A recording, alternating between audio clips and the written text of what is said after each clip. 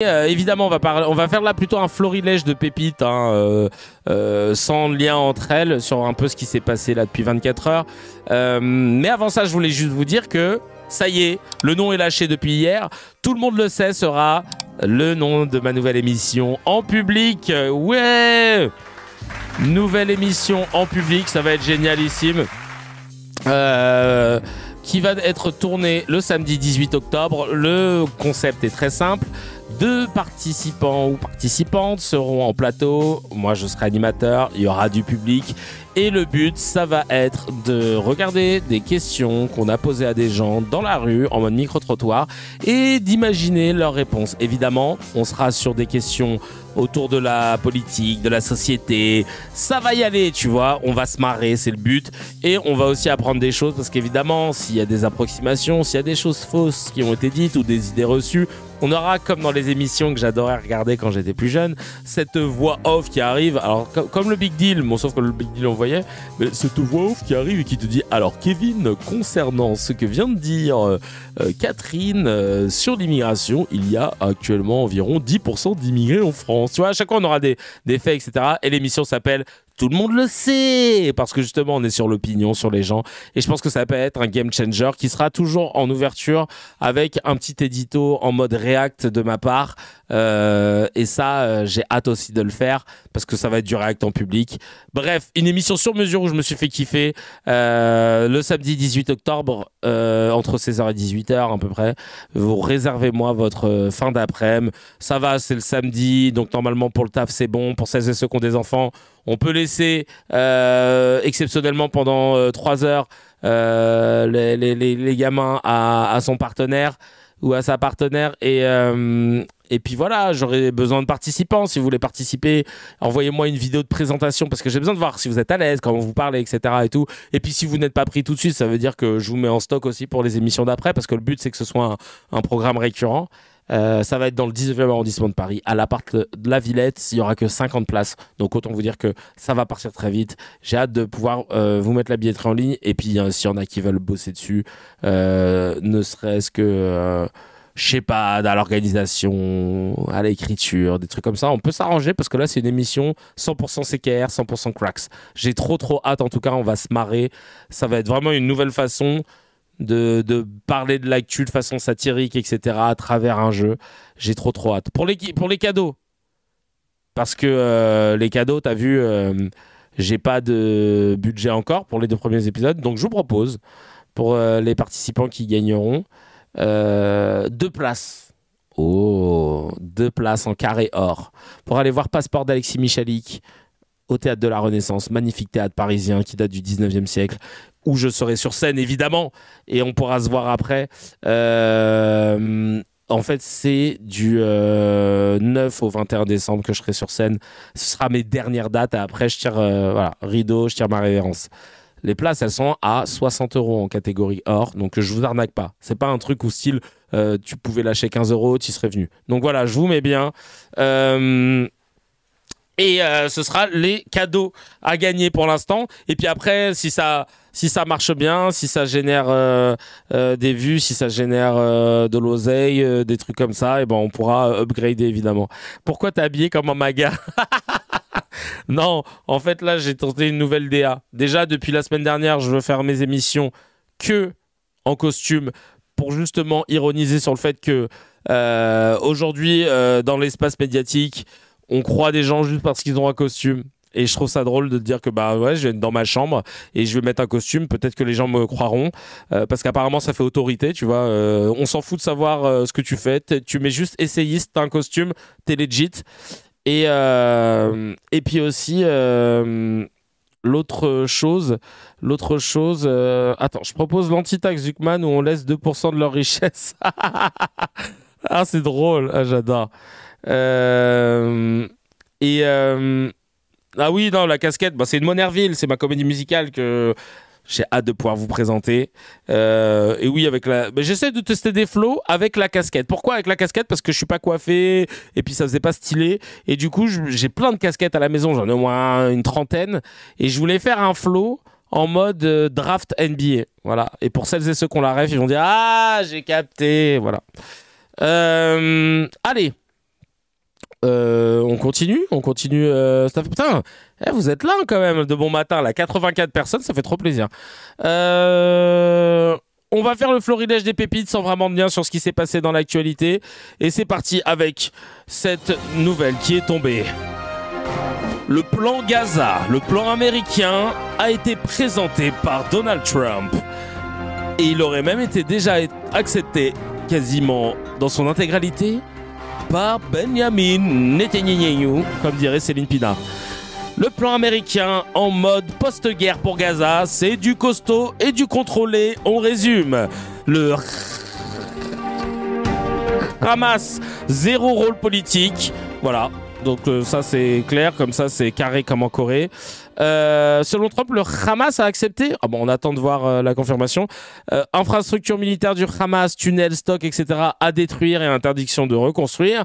Les combats suspendus le temps d'organiser la libération des otages. Ah, je reçois un coup de fil. Je suis obligé de refuser, hop, parce que ça fait du bruit. Les combats suspendus le temps d'organiser la libération des otages.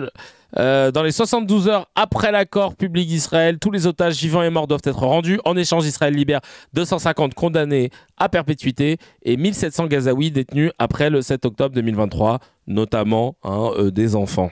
Politique locale, exit le pouvoir partisan. Gaza sera dirigé par un comité palestinien technocratique et apolitique, pas élu, et chargé des services quotidiens. Et ce comité serait supervisé par la Maison-Blanche, Donald Trump en guest, et même Tony Blair, dans le rôle du monsieur sérieux. Super. Ouais, selon Trump, la source la moins fiable, je te jure. La pire source du monde. Donc, ça c'est bon, ça c'est noté. Netanyahou a applaudi et dit soutenir, et le Hamas, pour l'instant, rien de public. Et si le Hamas refuse, Washington pose sa confiance publique sur Israël. Sa confiance publique. Je pense qu'on avait déjà vu que tu lui faisais, confiance. Hein. Chacal, là, on a vu que c'était même plutôt l'inverse. Hein. Ah oui, sa confiance publique sur Israël pour détruire la menace. Traduction, t'inquiète, Chacal, on va larguer des bombes. Hein, voilà. Merci bien. Hop, c'était cool. Tiens, qu'est-ce qui se passe là? On m'a envoyé un tweet. Le patron voyou doit être traité comme un voyou. C'est encore pire d'être un voyou dans haut de l'échelle. Nicolas Sarkozy, 12 mars 2012. Oh là là là là là là là là là là. Putain, c'est génial. C'est génial, vraiment. Il nous tend des pépites à chaque fois. Vraiment, ferme-la, quoi. C'est pour ça que je vous dis, là, vraiment, on est dans le thème des pépites. À chaque fois, taisez-vous, en fait. Taisez-vous. Valls, je crois qu'il est chaud pour Gaza. Valls, il attend que ça, là. Il y a un poste là-bas, en fait. Moi, je suis patriote, hein, mais si un petit poste à prendre, moi, je le prends. Mary. Merci beaucoup, Eric Picon-Moretti. Et oui, Valls, il est chaud pour Gaza, de ouf.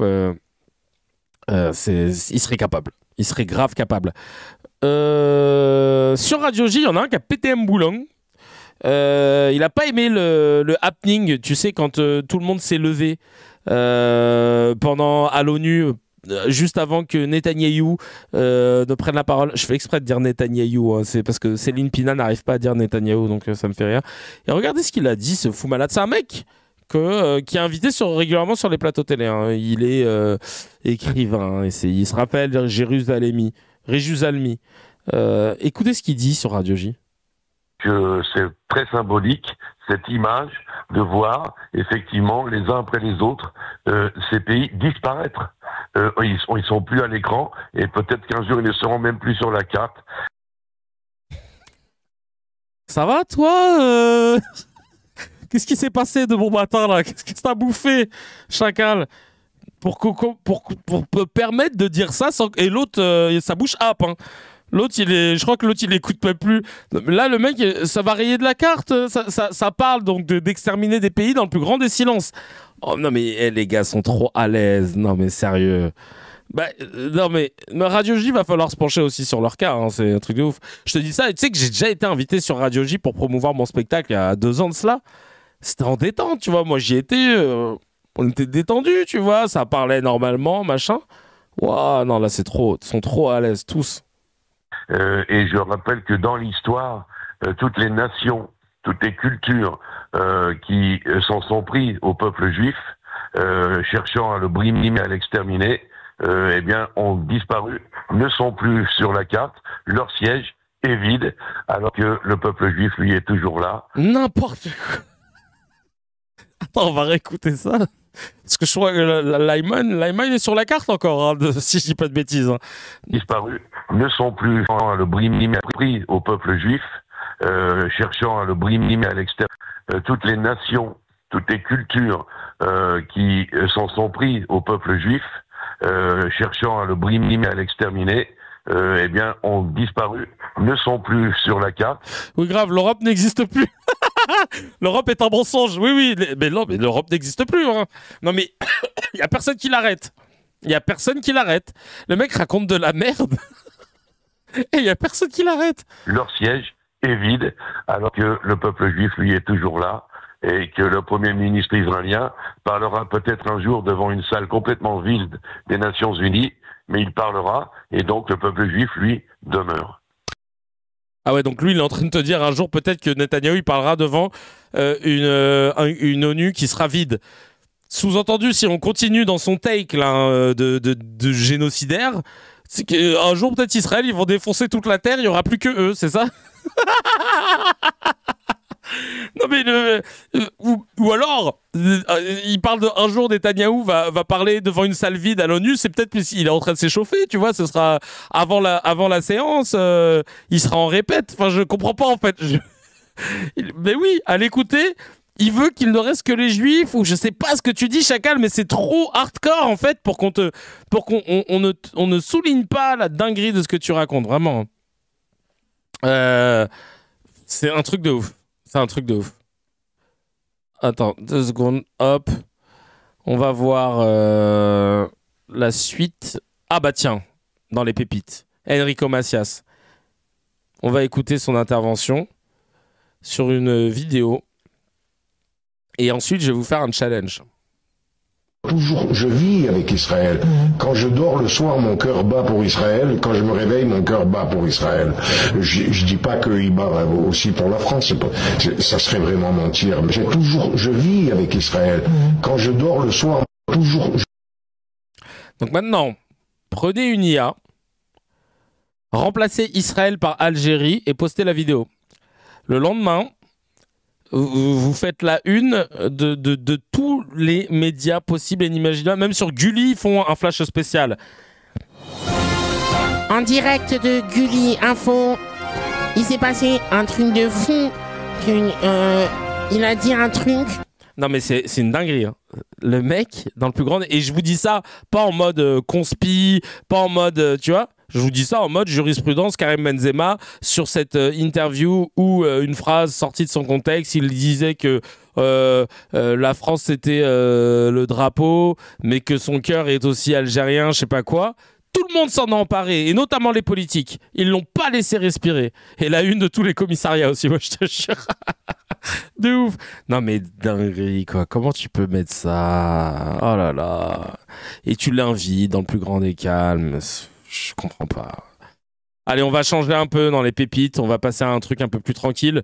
Un nouvel apostat a été débloqué. Je sais que les apostats, ils ont le seum contre moi. Ils veulent absolument que je débatte avec Bilal Apostat. Déjà, ça me fait gaulerie que les apostats, ils mettent tous apostat dans leur nom. Tu sais, tellement, en fait, ils n'existent pour rien d'autre que genre, ils veulent être reconnus, tu sais, pour une... Tu sais, d'habitude, tu mets, je sais pas, moi...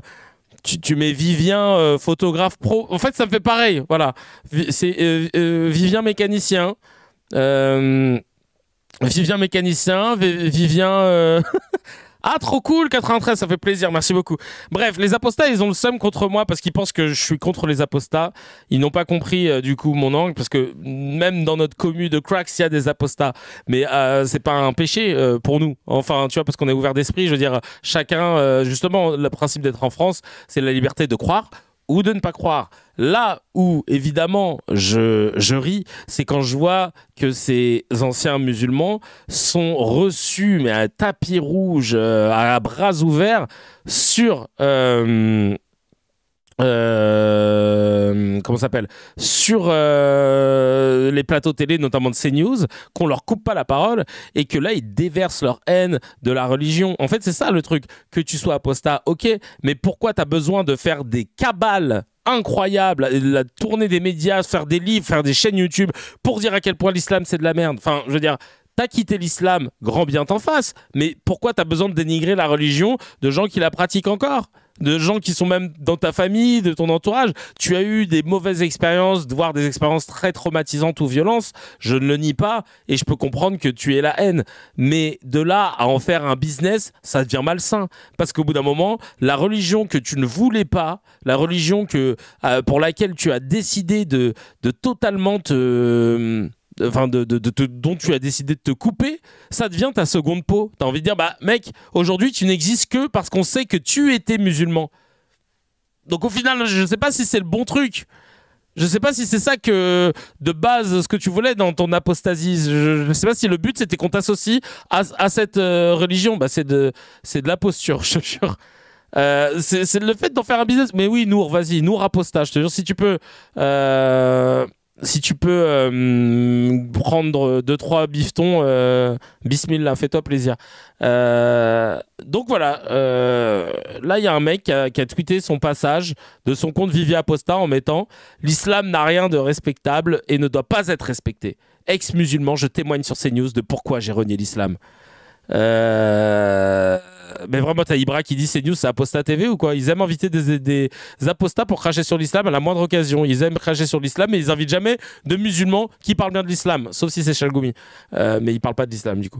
Il manquait, t'as là qui dit la même chose que moi. Il manquait plus que le tapis rouge de son entrée sur le plateau. Vous voulez voir Vivi Apostat? Ouais. Oh là là, sur Twitter, j'ai peut-être dépassé les 5K grâce à ça. Bon, voilà, moi je me fais un business. Moi je me fais un business sur les gens qui font un business de leur apostasie. C'est génial. Merci beaucoup. Je n'avais pas capté en fait. Allez, on va regarder les propos de Vivi Apostat. C'est parti. Vivi Apostat, venez, installez-vous. Vous êtes un invité hors du commun. Vous avez... Ah bah déjà, tu vois, ça commence bien. Depuis quand sur CNews, à part quand t'es Sarah Knafo, on te dit venez, installez-vous. fait de la prison, vous avez été condamné pour apologie du terrorisme, de l'islam modéré au salafisme. Vous allez nous raconter votre parcours. Aujourd'hui, vous êtes connu, je disais, donc sous le nom de Vivi Apostat. Vous avez rejeté l'islam, vous militez pour la liberté d'expression. Vous avez été condamné, vous avez fait 3 ans et demi de prison. Pourquoi? Qu'est-ce que vous avez fait? Je racontais sur les réseaux sociaux, par exemple, qu'une personne avec une autre orientation sexuelle... Désolé, je suis en train de rire parce que ça... Les commentaires sur Telegram, je peux pas tout mettre. Il y a quelqu'un qui a mis... Ah bah c'est Joule. Il a mis Apostat LV2. Que la mienne, une personne homosexuelle n'a pas le droit de vivre, doit perdre la vie, donc doit être tué, parce qu'il est homosexuel. Je disais la même chose sur l'Apostat. Il y avait certains musulmans, parce qu'il y a d'autres musulmans qui validaient ce que je disais, qui me disaient « tu es un psychopathe ». Oui, non, c'est pas un arabe. C'est David. Et moi, là où ça m'a radicalisé encore plus, comment peut-on me dire que je suis un psychopathe alors que le prophète de l'islam lui-même l'a dit « Man badala dinuhu faqtuluhu ». Je vais traduire. On dirait qu'il a parlé dans la langue des Navis, là, dans Avatar.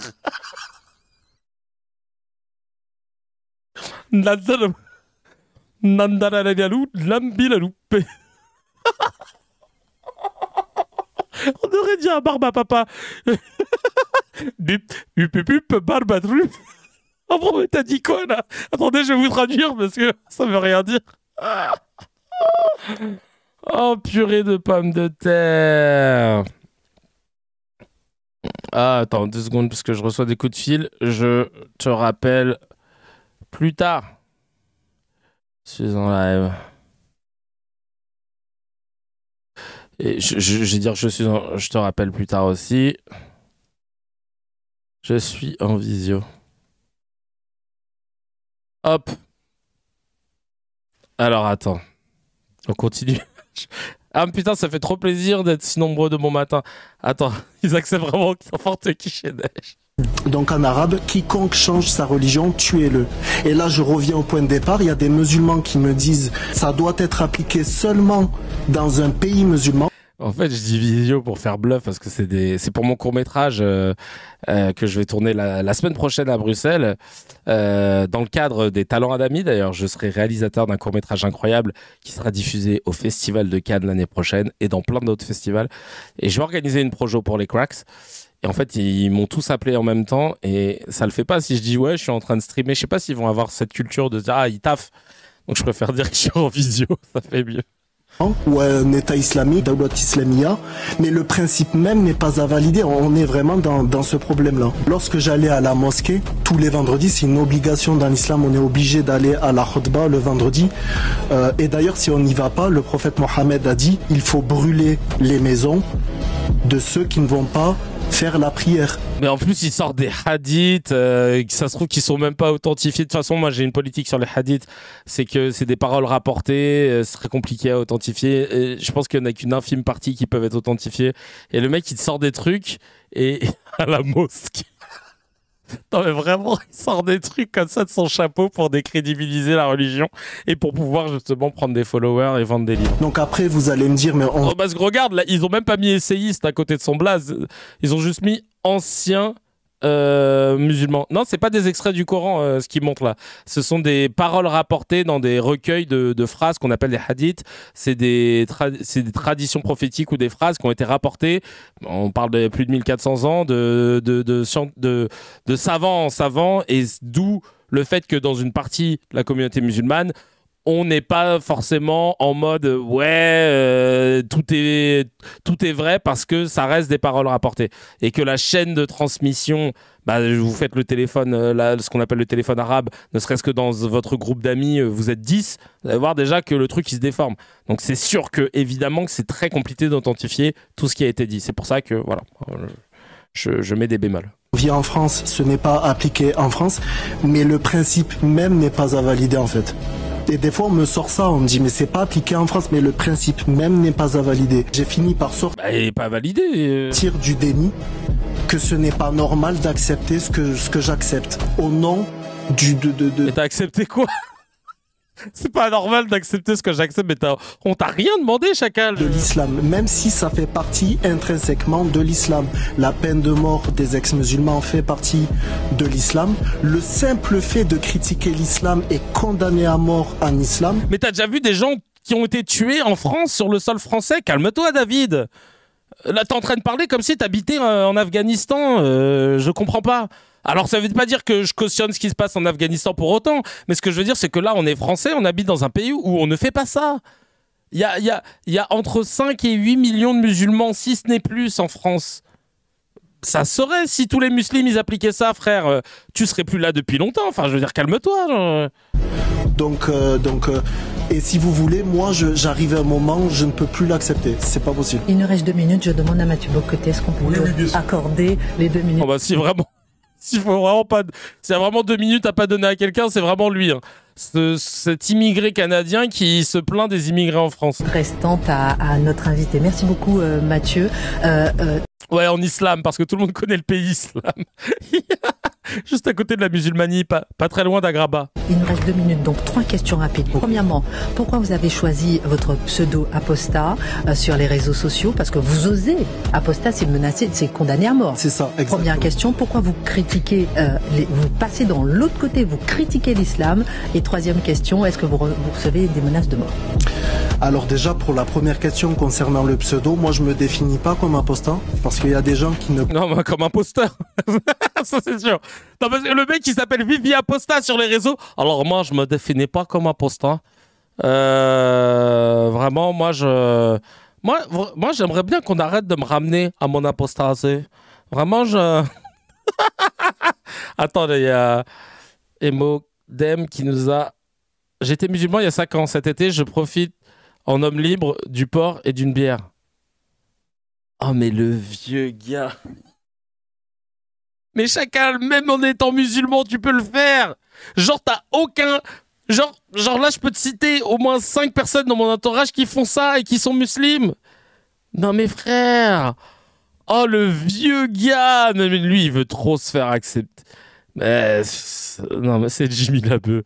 Non, mais il fait pitié. Et il met le Coran. Et que de la provocation. Oh là là. Du coup, t'es devenu une star. J'aurais toujours du mal avec les pseudo-anciens croyants qui, du jour au lendemain, se permettent d'insulter des milliards de musulmans. Si t'étais sincère dans ta foi, ferme juste ta gueule et respecte les autres. Merci! Merci, purée de pommes de terre. Merci. C'est juste ça qu'on dit, en fait. Ni plus ni moins. On veut pas que t'aies de problème. On veut pas que tu sois menacé ou quoi que ce soit. Évidemment, on va pas se réjouir de ça. Mais juste, comme il l'a dit, si t'étais sincère dans ta foi, ferme juste ta gueule et respecte les autres. C'est tout. Merci d'avoir dit les termes en direct de la station thermale. Maroc Maghribi. Bon, je pense pas que ce soit ton vrai prénom, mais... Oh, allez, on continue avec la postale. Merde. Comprennent pas ma démarche, qui me disent pourquoi tu t'appelles Apostat, tu te définis comme tel. Non, moi je m'appelle David, c'est mon prénom. Mais pourquoi Apostat sur les réseaux? Parce que Apostat, c'est un statut juridique dans l'islam. L'apostat, il est condamné à mort. Je suis désolé de le répéter, c'est dans l'islam. Ça fait pas partie de l'islamisme, ça fait partie de l'islam. Les hadiths, donc les actes et paroles attribués au prophète, sont clairs à ce sujet. Il y a consensus à ce sujet des 4 grandes écoles de droit juridique qui sont encore enseignées en France en 2025 dans les facultés de droit islamique. Donc ça... Il y a des facultés de droit islamique en France. Et B, t'es allé t'es allé à Muslim 8? Non, moi j'ai été accepté à Muslim 4. Je connaissais pas le cursus. En tout cas, c'est bon à savoir. Alors, encore une autre photo de Amy. Le prof s'appelle Chalgoumi. Ici, à côté du Coran. Jambon cru. Non, mes frères. Oh là là. C'est Hassas avec 4. Non, mais n'importe quoi. Vraiment. Ah putain, bien joué Jérémy Detlo, mon gars sûr. Il a l'air mieux que celui-là, imbécile. Viol, violence en réunion, lourd bilan à la foire de jambon de la Bayonne. Putain, mais... La bière démon, ouais, non mais il fait pitié. C'est de la provocation. Il sert à rien du tout. Enfin, genre... Non mais... Des dates en dessert, ouais. Tu sens qu'il a pas tout perdu. Hein. Il s'est dit non, par contre, ça j'aime bien. Une petite touche sucrée pour ça qu'on son cholestérol, je te jure. Ah ouais, putain, n'importe quoi. Bon, j'arrête avec sa vidéo parce qu'il m'a saoulé là, mais vraiment, il est ridicule. C'est pas vrai. Oh là là. Ridiculous, vraiment. Bref. Céline Pina, celle qui dit Netanyahou. Elle a réagi par rapport à un tweet à Strasbourg. Il s'est passé un truc, je vais vous montrer. Là, c'est Emmanuel Brisson. Emmanuel Brisson, c'est qui? Alors, attends, je regarde juste qui c'est la personne qui a tweeté ça. Emmanuel Brisson, elle est née à Biarritz en 96. Ok. Pour servir le Pays Basque. D'accord. Photographe française? Non, je sais pas. Hop, on va regarder les calories du démon. On va regarder Emmanuel Brisson, ce qu'elle fait dans la live. Celle qui a tweeté. Elle est chef de file de Vivement Demain. D'accord. Basque. Vivement Demain, c'est pour casser les codes, pas casser les potes. Avec Emmanuel Brisson. Candidate aux législatives dans les Pyrénées-Atlantiques. Ok, d'accord. Pour casser les codes, ok. J'ai un pote qui est basque en plus. Je me demande s'il est qui est en politique. Vivement Demain. Est-ce que c'est... Bref. Eh ben, je vais vous montrer son tweet parce que j'en parle. Et Vlatipa qu'elle a posté un truc. Voilà ce qu'elle a mis. Une ville qui choisit une femme voilée pour incarner sa douceur, c'est une ville qui tourne le dos à la laïcité. Honte à la ville de Strasbourg de financer cette propagande islamiste. Strasbourgistan. Alors là, ce matin, sur France Info, il y avait des extraits, il y avait des commentaires là-dessus. J'espère que demain, je les aurai pour pouvoir vous montrer. Et Et donc, voilà. Donc pour elle, c'est scandaleux. Voilà. Alors apparemment, Nacera, 66 ans, qui est sur la photo, n'est pas la seule sur la campagne, mais elle a fait partie des plusieurs visages. Et évidemment, vous vous en doutez bien, hein, ça n'a pas fait plaisir. Et regardez ce que Céline Pina nous en dit. Vous êtes prêts? Attention, là c'est ça y est, c'est la stupeur. C'est les Arabes sont aux portes ils sont à Poitiers là et ils vont gagner. Attention. L'islamisation de la société en marche. Cette dame n'incarne pas la douceur, mais l'infériorisation de la femme et le refus de lui accorder l'égalité dans le droit. Peu importe ce qu'elle est, même si c'est la personne la plus gentille du monde, elle est instrumentalisée au service d'une cause immonde. Oh, petite rime et tout.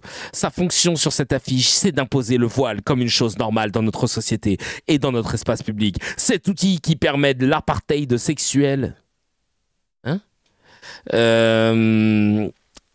est une attaque frontale contre la dignité humaine, comme l'est le refus de l'égalité au nom de la race. Sauf que lorsque vous vous indignez parce que l'on refuse aux femmes l'égalité et que vous combattez ces signes d'infériorisation, vous êtes justement accusé de racisme. Et on vous répond que la personne sous le voile est la crème de la crème. Donc que si vous la critiquez, c'est probablement par rejet des musulmans. Quoi ? Sauf que la plupart des musulmanes ne sont pas voilées. Celles sous influence islamiste, si. Oh. Et là, je pense à toutes mes potes qui ont porté le voile ou qui portent le voile et... Putain, vous êtes juste des influenceuses. Vous êtes juste influencés par l'islam. Je suis déçu, vraiment. Je pensais que c'était une démarche personnelle, rien du tout. Oh là là. Le racisme comme le sexisme sont les deux principaux motifs d'apartheid. Vouloir introduire l'apartheid sexuel en France est une erreur. Ce n'est plus respectable que l'apartheid lié à la race. Ce n'est pas plus respectable que l'apartheid lié à la race. Ras-le-bol de cette fausse tolérance cucu qui, au nom des bons sentiments, sert la cause des pires obscurantistes et des pires fachos du monde islamique pour le recul des droits de tous. Qu'une fois de plus, ce soit une mairie de gauche qui soit le cheval de Troie pour imposer les marqueurs islamistes dans notre pays n'a rien d'étonnant, mais devient de plus en plus insupportable. J'en peux plus. Je me souviens de cette France. On était là. Il y avait des femmes voilées, mais on les voyait pas parce qu'elles venaient au bureau à 5h du matin pour faire le ménage et elles repartaient avant qu'on arrive. Et c'était ça qu'on aimait. Ces femmes voilées qui venaient chercher nos enfants et qui nous préparaient à manger, puis qu'après qui rentraient chez elles. Pas qui étaient visibles. Je regrette cette France purée de pommes de terre. Alors, que dire de cette merde pondue par Céline Pina? Pas grand-chose, hein, toujours dans ce fantasme de dire que le voile, c'est les islamistes. Maintenant, t'as vu, il n'y a même plus de demi-mesure. Hein. C'est les islamistes, c'est absolument pas un choix personnel. Voilà, il n'y a plus de nuances. On écoutait Sardou à l'époque, ouais, je te jure. Non, mais c'est une dinguerie, hein, parce qu'elle est invitée sur les plateaux télé, elle y bosse même. Et d'avoir des personnes comme ça, et en plus, tu sais, qui prépare déjà sa défense de oui, ils vont me dire qu'on est islamophobe, machin, parce qu'on critique, parce que justement, on veut la liberté. En fait, elle prépare déjà. C'est un truc de ouf. Vraiment, je comprends pas comment on peut continuer d'inviter ce genre de personnes. Et surtout, mais ça n'a rien à voir. Tout ce qu'elle dit, c'est nul, c'est faux, c'est sans intérêt. C'est vraiment, je vais même pas relever. Vraiment, on va passer à Bayrou. On va passer à Bayrou. En gros, c'est faux parce qu'il y a des gens qui vont dire bah non, dis des trucs. Bah parce qu'en fait, elle parle au nom de quoi? Elle parle comme si elle était omnisciente, omnipotente, elle sait tout. Elle sait ce que les femmes musulmanes font quand elles portent le voile. Elle connaît leurs intentions, elle sait sonder les cœurs. Donc à partir du moment où tu essentialises ta position et la position de personnes qui portent le voile, surtout basée sur des infos sorties tout droit de ton fiac, bah on peut même pas en fait te prendre en considération. Je veux dire, là, tu sens juste que c'est une haine de ce que tu as toi à l'intérieur. Et quand bien même tu rejetterais juste le voile parce que tu considères que c'est une humiliation, etc. À partir du moment où tu arrives à comprendre qu'il y a des gens qui le portent sciemment, et même s'il y en a qu'une qui décide de le porter sciemment parmi toutes celles qui le portent, eh ben c'est la liberté de son choix et il faut le respecter. Parce que, encore une fois, je n'entends que très peu de personnes se mobiliser pour se dire que dans la religion juive, il y a des femmes qui se rasent la tête pour ensuite mettre des perruques. Et le coup du rasage de crâne, la vie de ma mère, je trouve ça encore plus hardcore.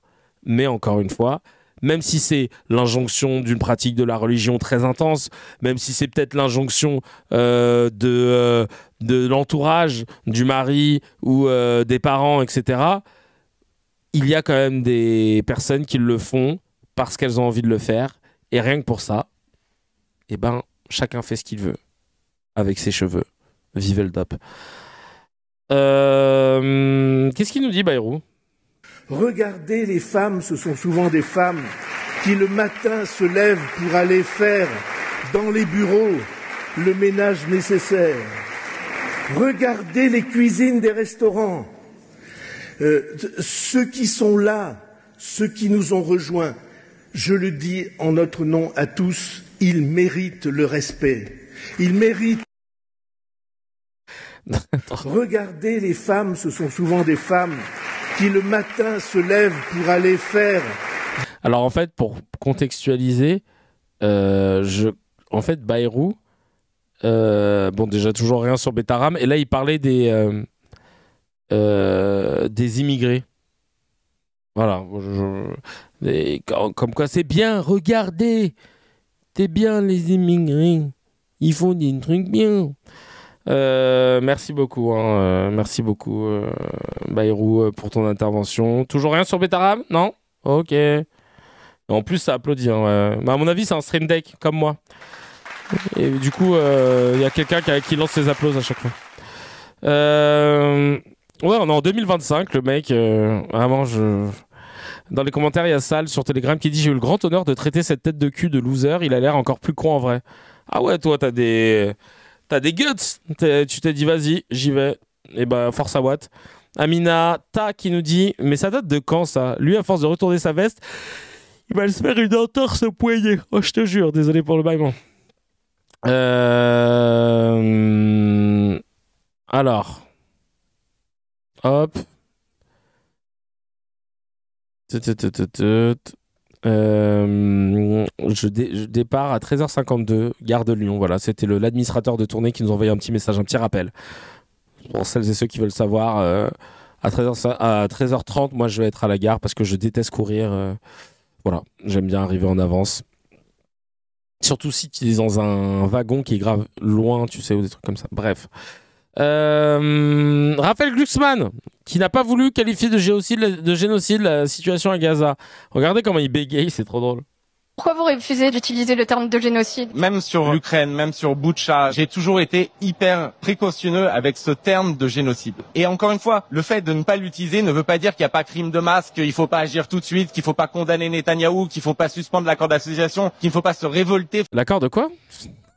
Ne veut pas dire qu'il n'y a pas crime de masse, qu'il ne faut pas agir tout de suite, qu'il ne faut pas condamner Netanyahou, qu'il ne faut pas suspendre l'accord d'association, qu'il ne faut pas se révolter face à l'accord des saucissons de Vivia Posta, je crois. À l'horreur de Gaza. Moi, j'ai travaillé pendant des années sur le génocide des Tutsis au Rwanda, sur une extermination de masse où on a tué 1 million de personnes en 100 jours, où on allait chercher les bébés dans les buissons pour les tuer. Et pour ces exterminations-là, dans ce cas-là, il me faudrait un autre mot pour l'extermination des Juifs d'Europe ou des Tutsis du Rwanda. Mais pourquoi il compare? N'importe quoi. Il est dur à écouter. Il se faudrait un autre nom. Si on se fie à la définition de génocide... De 1948, c'est ce que vous dire. Non, je disais que ça restait un génocide si on se fie à la définition. Et que c'est pas parce qu'il y en a des plus ou moins... Non, c'est pas plus ou moins, c'est pas du tout ça. Mais ce que je dis, c'est qu'en fait, le débat sur ce terme est en train d'évacuer le vrai débat qui est qu'est-ce qu'on fait pour mettre fin à ces crimes insupportables commis par l'État israélien, par le gouvernement de Netanyahou, par Smotrich, par Ben Gvir. C'est ça ce que je dis. Donc, bah, tu l'as jamais dit, hein, jusqu'à présent.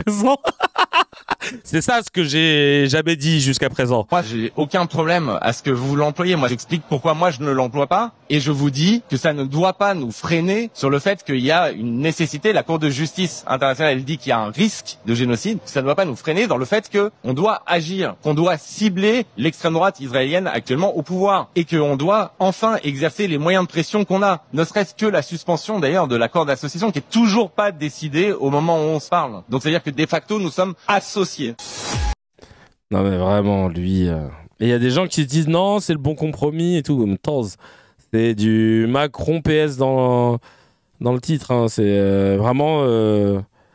c'est vraiment... Non. Ouais, la gauche. Hein. La gauche. En tête à gauche. Ouais. De la... Il est bien à droite dans sa façon d'être à gauche. Comme dirait l'autre. Ayman qui nous dit ça ne doit pas nous freiner. Bon, ok, j'ai le pied à fond sur le frein, j'ai tiré le frein à main, j'ai coupé le moteur et j'ai balancé la clé dans la Seine. Mais ça doit pas être un frein. Tellement vrai, putain. Bravo Ayman pour cette très très bonne vanne. Allez, on a quoi d'autre? On a. Hop, on a ça, tiens. Là, c'est du glu patate, c'est du miel en vrai. Hein. Regardez ça. Évoquer le Levant sans parler du conflit israélo-palestinien. Par souci de constance et parce que je la crois juste, politiquement, historiquement et moralement, je resterai fidèle à la ligne officielle du Quai d'Orsay, engagement constant de la France en faveur de la solution des deux États.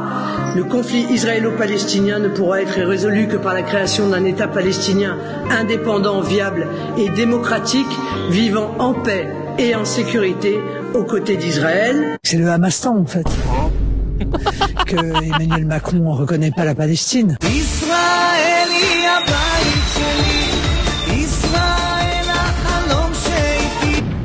Génial, bravo à Glu Patate. Bravo à Glu Patate, c'est du génie. Bravo Glu.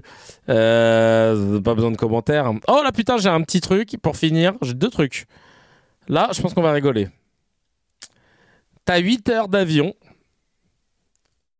Tu t'assois où? Allez, c'est parti. T'as 8 heures d'avion. Tu t'assois où? Lâchez-vous, faites-moi rire. 12. Ah non, 1. À côté de Pascal Pro. Tu sais que moi, je me suis dit... Je saute. Moi, je me suis dit à côté de Pascal Pro, parce que je pense que je peux gaulerie à côté de lui. Parce que tu sais, je l'avais déjà rencontré une fois. Je vous avais dit, j'avais fait l'heure des pros une fois. Pour la promotion de notre livre avec Dr H, la fake news. On n'avait pas du tout parlé. Hein. Ils étaient en train de s'embrouiller sur un truc par rapport au préfet de Paris de l'époque. Mais en vrai, c'est... Tu sais, c'est un mec, c'est un journaliste sportif à la base. Hein. C'est vraiment un mec, c'est pas un journaliste d'ailleurs, c'est un mec. C'est un mec, quoi. Et il aime bien parler comme ça. Je prends la place du pilote et je me crache. Oh, il y a plein qu'on dit ça. Je fais cracher l'avion. Oups, sorry. En vrai, Darmanin, je pense même pas, il nous calcule, on n'est pas de son standing.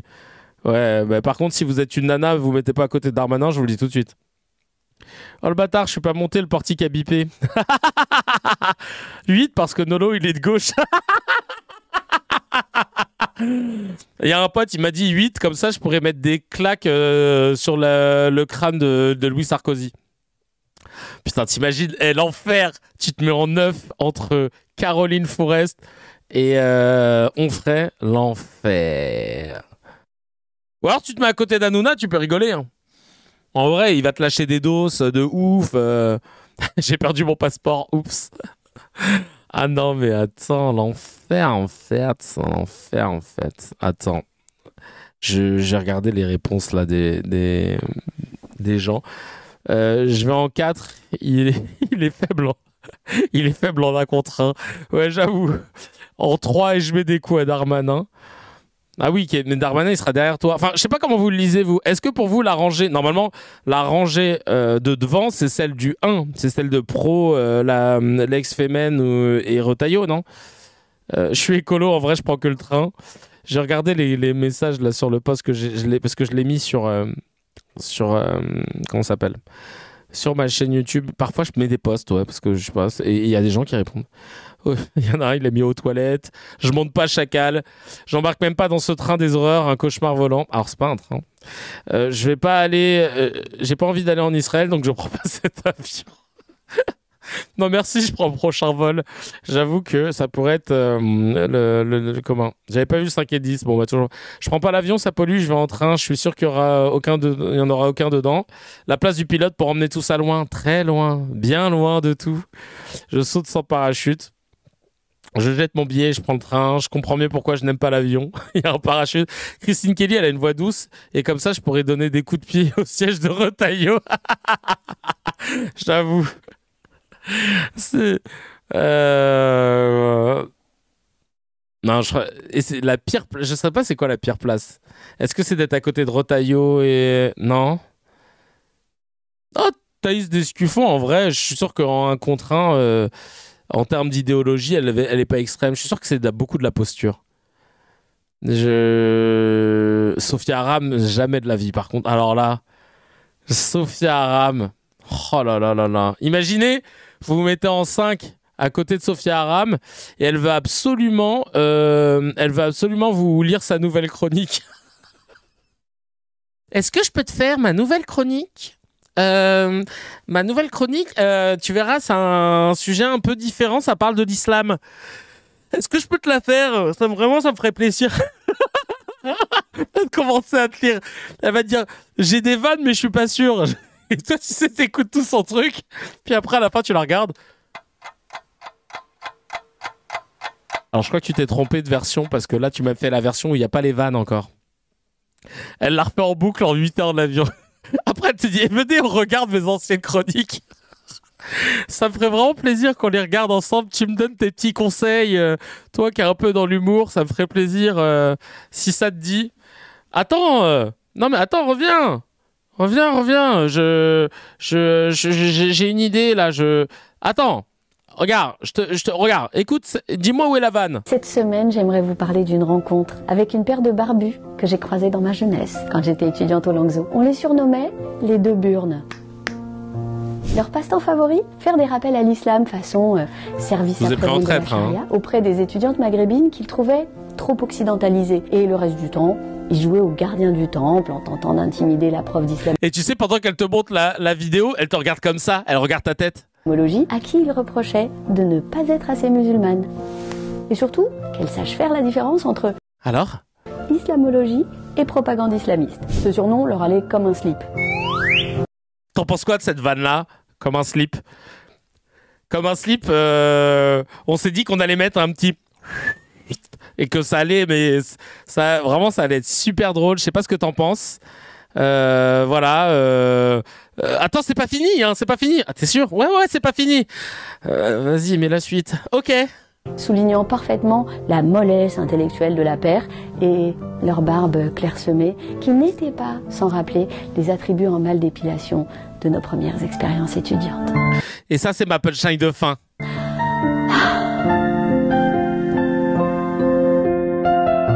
Mais je pense que même la musique, elle pue la défaite. Non, mais t'imagines ? Tout, vraiment, genre, tout est là pour te rappeler que ça va pas être gaulerie. Genre, et puis encore une fois, je le redis, mais vous imaginez l'équipe de tournage qui était là derrière la caméra, des petits jeunes qui ont 20 piges. On leur a dit, ouais, tu vas bosser avec une grande humoriste. Ah ouais, qui ça ? Nawel Madani ? Non, t'inquiète. Florence Foresti ? Non, au-dessus. Elle a eu le Molière de l'humour en 2024. Arrête ! Sophia Aram. D'accord, bah après je suis jeune, je connais pas tout. En écoutant, ça va sûrement être bien. Et puis là, elle a fait son sketch, à la fin elle s'est barrée, et tu sais, ils étaient là. Donc là, c'est l'introduction. Normalement, après, il y a la partie sketch qui arrive, c'est ça ? Elle le fait en 2 temps. Elle fait d'abord le sujet, après le... Oh frère, putain. Bref, pour finir ce scan et cette émission, je vais de ce pas.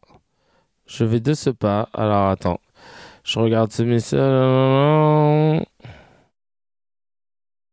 Hop, je réponds en même temps. C'est quoi ?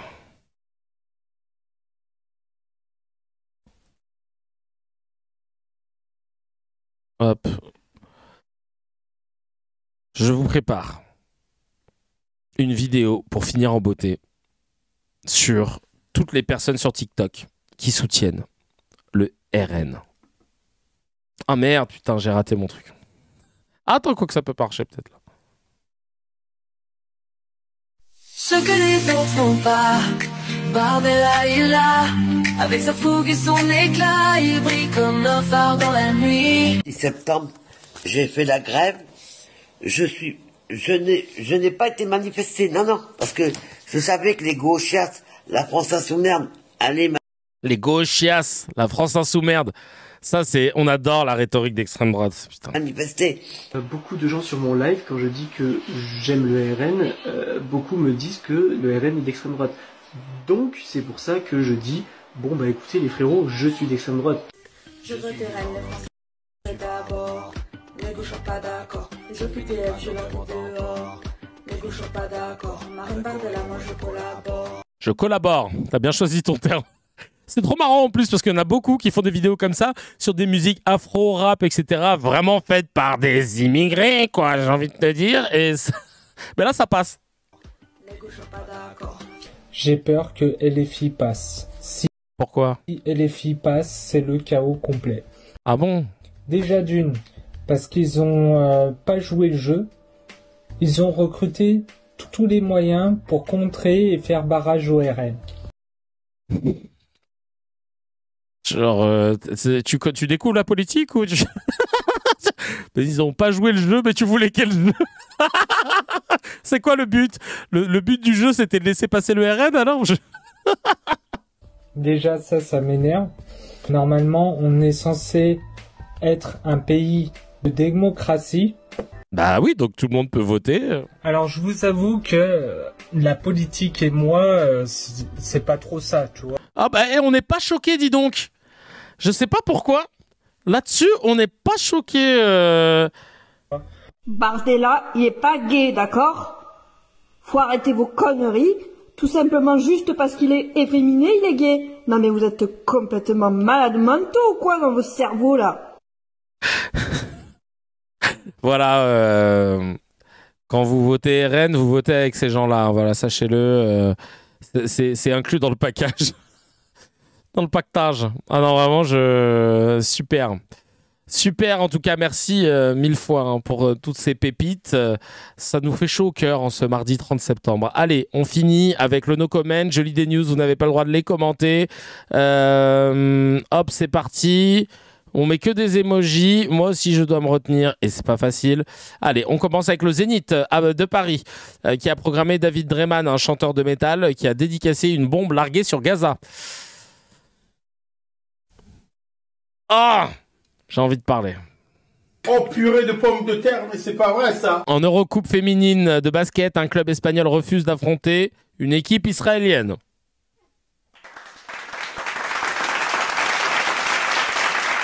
La Cour suprême des États-Unis a provisoirement levé les restrictions imposées aux opérations de la police de l'immigration, la ICE, à Los Angeles, autorisant à nouveau les contrôles aux faciès.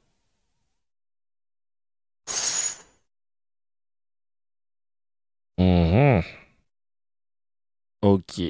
Allez. On commande pas. Emodem en 2027. On est... ouais, j'adore cet emoji, putain. J'adore. Chaud. Chaud. Franchement, chaud. On va finir avec un miel encore de glupatate. Et je vous laisse là-dessus. C'est parti. Glupatate. Vous savez que vous pouvez être président de la République, gamin des cités ou n'importe quoi, la première nuit en tôle, c'est chaud. Quand je vous dis que c'est chaud, c'est chaud. Ça veut dire quoi? Ça veut dire que vous êtes à 17h fermé, vous entendez ce bruit horrible des deux loquets qui se ferment et vous savez que vous ne pouvez plus sortir. C'est pareil. Et vous entendez les bruits de la prison et vous êtes seul avec vous-même. Ah oui, je précise pour que vraiment le passage soit drôle, parce qu'effectivement, si tu le connais pas, tu dis bah ouais, il parle de la prison, ça se trouve il l'a vécu. Alors oui, il a vécu la prison. C'est un des meilleurs potes de Sarkozy. C'est la première fois que vous êtes enfermé.